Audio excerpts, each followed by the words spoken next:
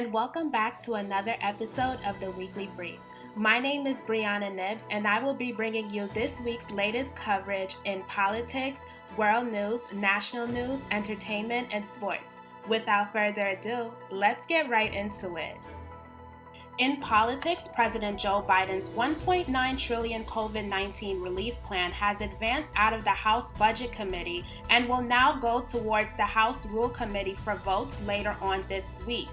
According to USA Today, the House Budget Committee passed the bill on Monday with a 19-16 vote, with Texas Democrat Lloyd Doggett joining the Republicans in opposition.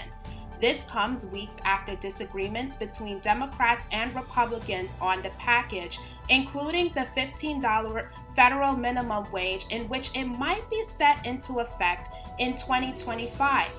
Republicans in both the House and Senate have criticized the bill for being too large, while Democrats, on the other hand, are trying to pass the plan through budget reconciliation that will allow them to get through an evenly split Senate without GOP support. The bill includes $1,400 in direct payments for individuals making up to $75,000 and couples earning up to $150,000, as well as $20 billion for a national COVID vaccination program and relief towards schools, local and state governments. If passed by the House, the bill will then go to the Senate for final votes. In national news, FEMA has approved 31 more Texas counties to the major disaster declaration made by the White House, bringing a total of 108 counties who now have access to federal help for damages caused from the winter storm. This comes after President Biden approved a disaster declaration on Saturday, initially listing 77 out of the 254 counties. The declaration includes federal funding for individuals in Texas, grants for temporary housing and home repairs, and low-cost loans to cover uninsured property losses. Millions of Texans are currently struggling with power outages, and more than half of the state are experiencing water shortages with boil water notices in effect. The federal government has already approved emergency declarations for Oklahoma and Louisiana and has sent supplies to Texas last week. In a statement, Texas Governor Greg Abbott thanked the president for his assistance when he quoted, "While this partial approval is an important first step, Texas will continue to work with our federal partners to ensure all eligible Texans have access to the relief they need." So far, President Biden plans to visit Texas this week to assess the federal response. NASA released their video of Perseverance rover captured of its landing in Mars on Monday. The footage, captured by multiple cameras, shows the rover's landing of the red planet's Jezero crater on February 18th. Director of NASA's Jet Propulsion Laboratory, Michael Watkins, said in a press conference, quote, "This is the first time we've been able to actually capture an event like the landing of a spacecraft on Mars."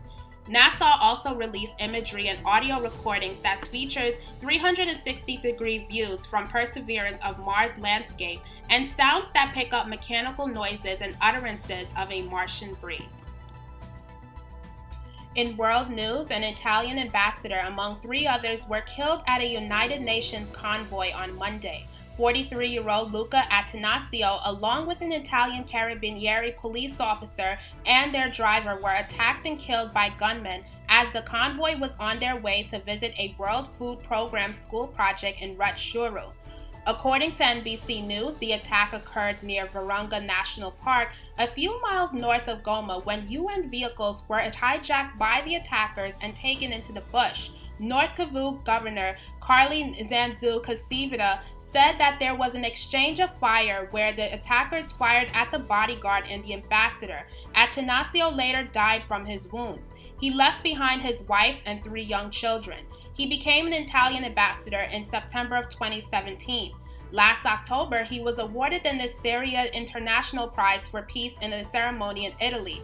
He was known for contributing to the realization of important humanitarian projects, distinguishing himself for altruism, dedication, and the spirit of service for people in difficulty. Attanasio described his role as, above all, to be close to the Italians, but also to contribute to achieving peace. In the entertainment world, reality star and model Kim Kardashian has filed for divorce from rapper Kanye West after almost 7 years of marriage, Kardashian's representative told ABC News on Friday. The filing cites irreconcilable differences.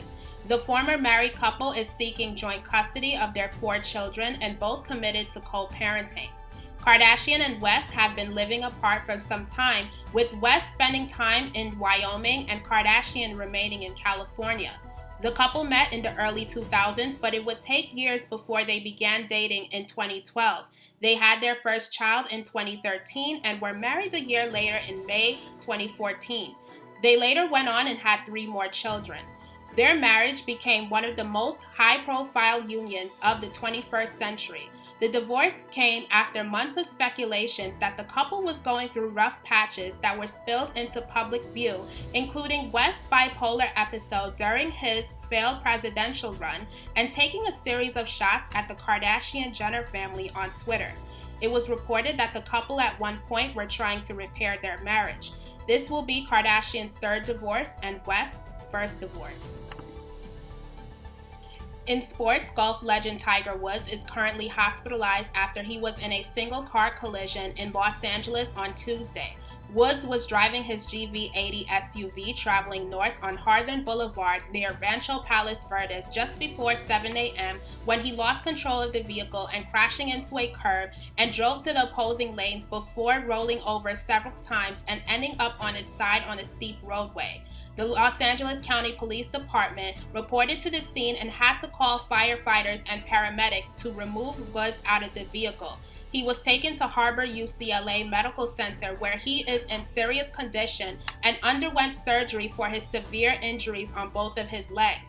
He was then transported to a nearby trauma center. No words yet on the extent of his injuries and whether he is currently in surgery.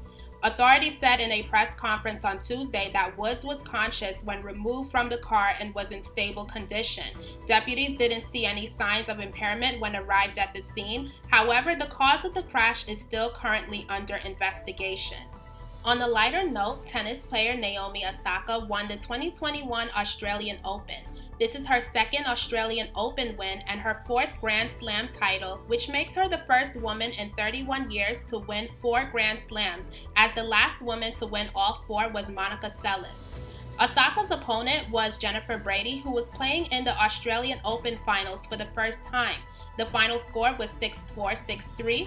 Prior to playing against Brady, Osaka played against tennis veteran Serena Williams in the Australian Open semi-final, in which Williams ended up losing in what could have been her record-tying 24th Grand Slam single title. According to ESPN, the 2nd Australian Open is Osaka's 21-match winning streak that dates to last season and includes her championship at last year's US Opening.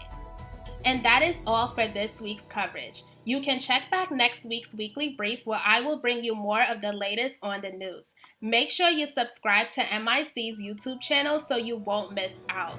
Thanks for watching and have a great day. Please wear your mask, stay safe, stay well.